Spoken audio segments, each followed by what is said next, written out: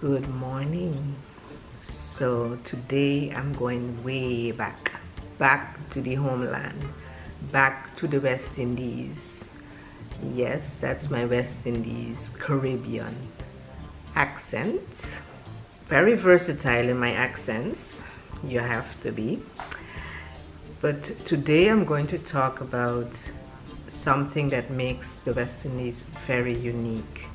And one of the things is we have a deep culture of storytelling and folk tale and a lot of superstitions. So I'm going to get into some of those today. These aspects of storytelling and folk tale and superstitions bleed into everything that we do in our culture. And when I say everything, I mean everything. Even whatever you dream at night, no matter what it is, the old people, the old folks, have a meaning for every single dream. So I'm going to start today to explain, I think, where it came from. So I think a lot of these storytelling traditions came with our ancestors from Africa when we were brought to the Caribbean as slaves, and I think a lot of more of them came from simple ignorance or fear, things that they didn't understand, that they tried to find explanations for the unknown. But it is a deep part of our culture, and I don't think it's going anywhere. I'm not saying everybody believes them.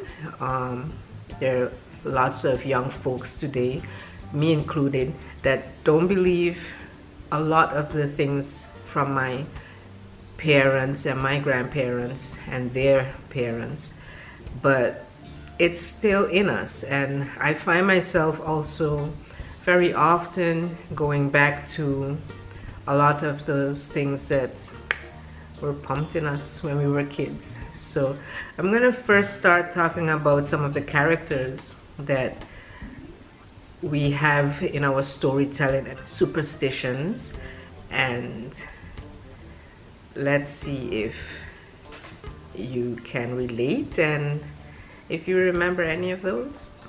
The first character that I find very interesting is called La Diables.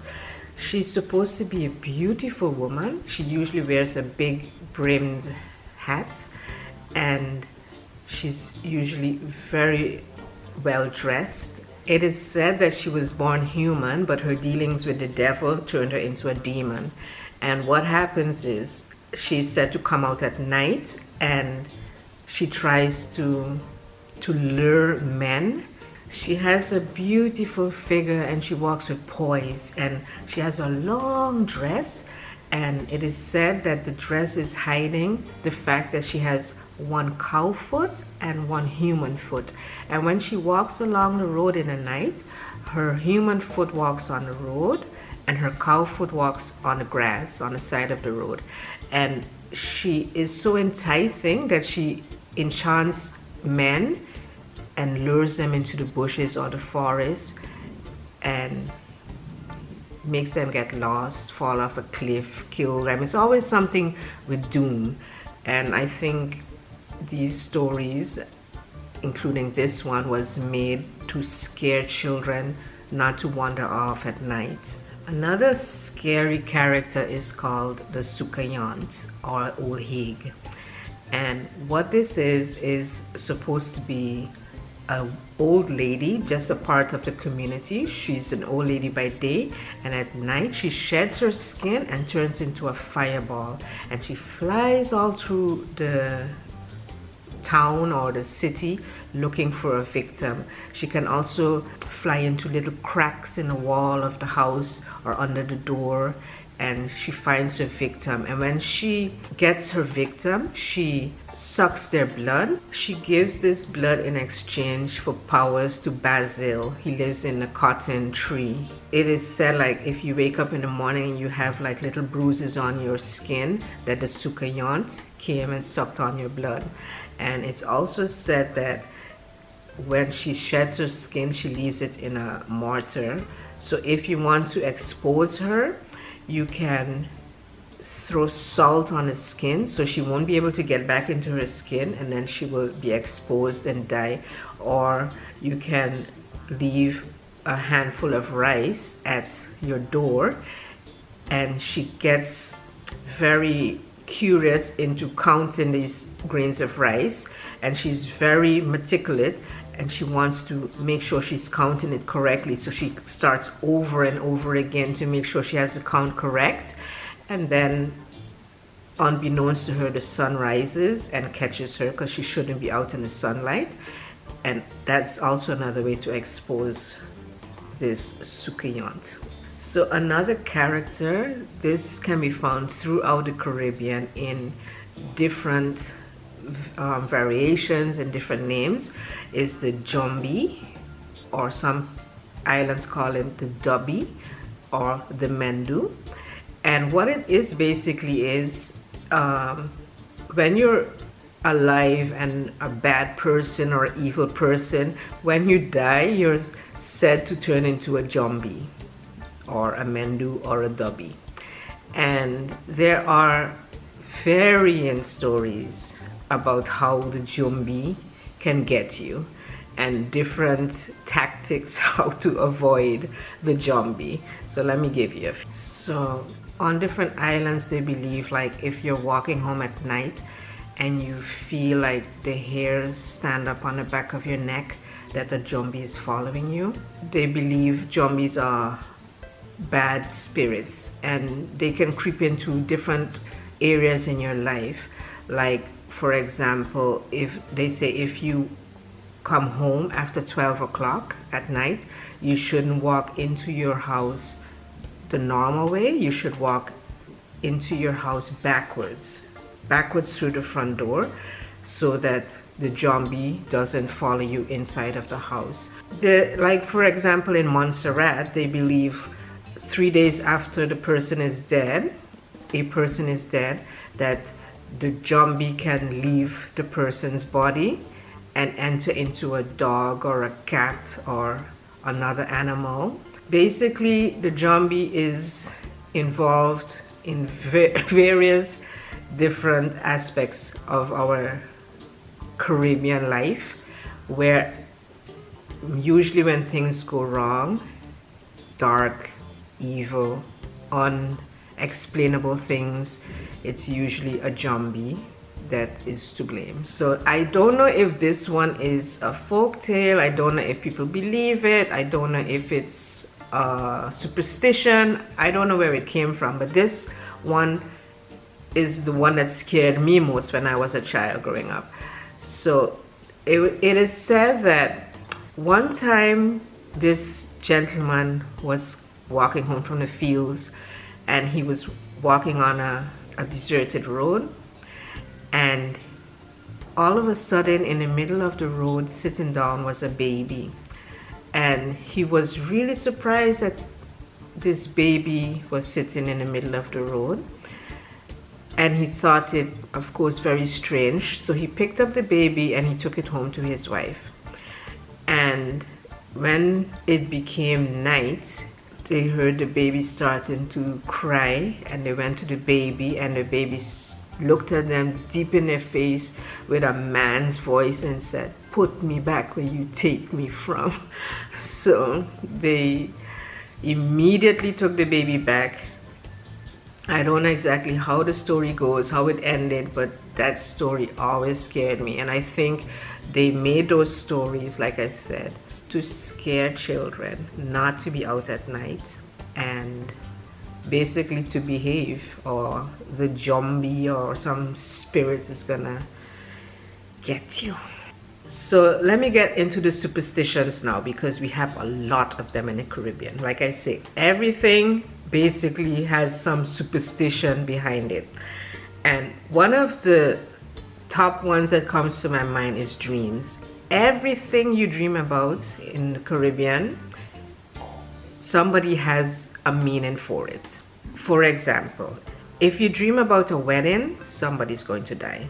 If you dream about death, somebody is going to be born in the family or somebody's going to get pregnant. Another superstition we have is if somebody is constantly telling you how cute your newborn baby is, how beautiful it is said that you should bathe the child in blue soap. It's a local soap that they make and it's blue. I don't know what the ingredients are, but it is said that if you bathe a child in that soap, that all those compliments are supposed to like bring evil on the child, so it protects the child from harm. Another superstition we have is if the child's mother dies or a relative dies, that you should take the baby and pass it twice over the coffin so that the relative that's dead or the mother that's dead does not come back and claim the child or does not come back and harass the child. So that's another one. Another superstition that we have about babies is that before the baby is christened, because they're very religious in the Caribbean, so before the baby goes to church and is christened, you should put a Bible on the top of its head, open to the script Psalms 23. In that way, the baby is protected by the Lord until the baby gets christened. So another superstition is that you should never sweep your house at night, because if you sweep your house at night, it makes the dust fly up, and that dust can cause the Jambi to come in your house. So you should never sweep your house at night. Another superstition we have, and I think it's all over the Caribbean because I think it has to be true. The superstition is that you should never call your first child or your child by its first birth given name. You should always find a nickname to call your child by. And the reason I say this must be true, or they must believe something about this all over the Caribbean, is because everybody I know in the Caribbean has a nickname. Hardly anybody is called by their birth name. Everybody has a nickname. The weirdest names. They're funny. They have nothing to do with their birth name. Everybody I know has a birth name. So this is true all over the Caribbean. So another superstition we have is if you sneeze once, someone is talking behind your back about you.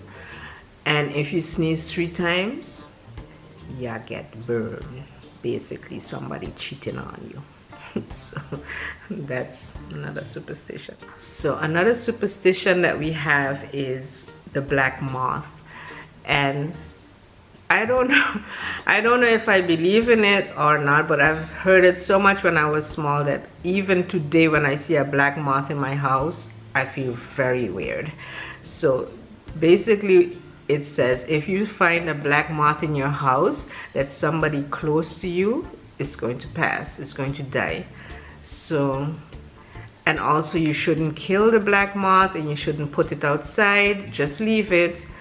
But it's creepy that when you see a black moth in your house, that somebody's going to die. I hate it. Another one is that you should never sit on a seat that somebody just got up out of, especially if the seat is still warm. So you should at least let the seat cool down a little bit and then you can sit in it. You should never sit in a warm seat that somebody just got up out of, because that person can be full of sin and the sin can be transported into you. Something like that. So another one is that at night or at dusk, from dusk on, you should never call your child's name out loud. Like if they're playing outside and you want to say, "Hey Jane, it's time to come inside," you should never do that, because Duppy is going to hear you call the child's name and he's going to mimic your voice and fool the child, or Duppy or the Jambi. Like the child can be walking home, they believe, and then the Jambi is going to mimic your voice, how you call the child name, and then lure the child into the forest or the bush and kidnap the child, harm the child. I don't know. That's another superstition. Another one is that you should never cut your baby's hair before it reaches 1 year old, or the baby will stutter. I don't know if, I'm sure it's not true. Scientifically, it cannot be true, but I did find myself telling my daughter that when my first grandchild was born, that please don't cut his hair before he's 1 year old. Not that I think he's gonna stutter, but just that you've heard this so much and it's just in you. And which kind of doesn't make sense, because there are Africans that cut their children's hair completely bald before they're 1 year. So I don't know where it came from, but that's what they say in the Caribbean. Another one is if you have a visitor and they don't want to leave, or they're taking too long to leave, you don't want them there anymore, you should throw some water on a broom and put the broom behind a door, and then immediately the person will get up and leave. Not that they saw you do it, but it's some kind of force that makes them get up and leave. If you wet a broom and put it behind the door, your visitor will leave. And another one is if your left palm is itching, you will lose money, and if your right palm is itching, you will get money, which never worked for me because it was always the other way around. If my left arm was itching, I got money, and if my right arm was itching, I lost money. So that didn't work for me. Another one is if you sweep someone's foot, they will stay single for the rest of their lives. So I remember when we were growing up and my older sister was trying to sweep our feet, we would try and run away from her so we don't get our feet swept because we wanted to get married.